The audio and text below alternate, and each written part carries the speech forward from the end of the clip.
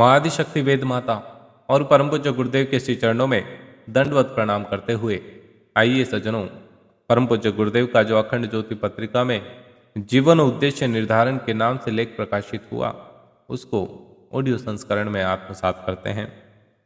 साथियों, परम पूज्य गुरुदेव कहते हैं कि व्यक्ति की आत्मिक प्रगति का पहला कदम यही हो सकता है कि हम अपना जीवन उद्देश्य निश्चित करें, लक्ष्य को स्थिर करें।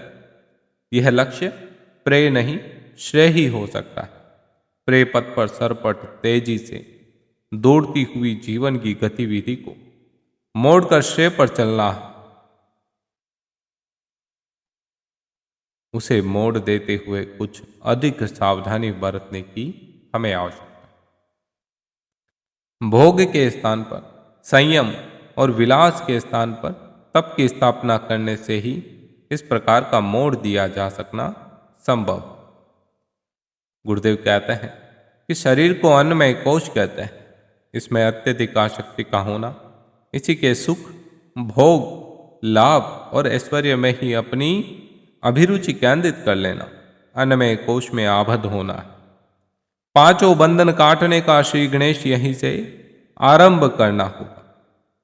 सबसे पहला प्रयत्न हमें यह करना है कि आत्मा के सुख को, लाभ को अपना वास्तविक लाभ मानते हुए उसे ही प्राथमिकता दी जाए।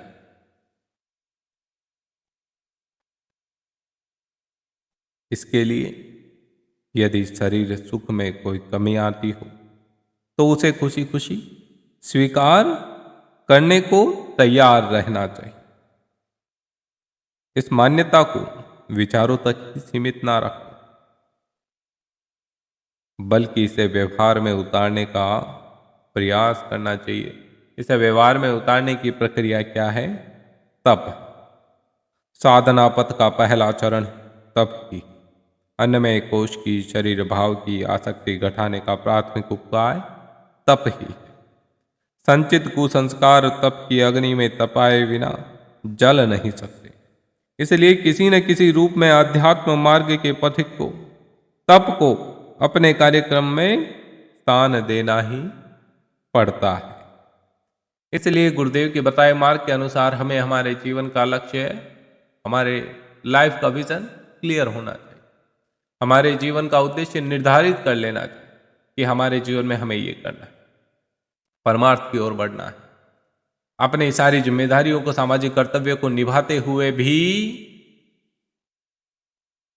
उच्च आदर्शों का जीवन जीना, यही तो जीवन कौशल है। साथियों, प्रसंग कैसा लगा?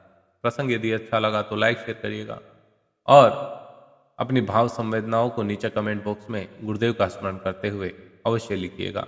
जय श्री राम।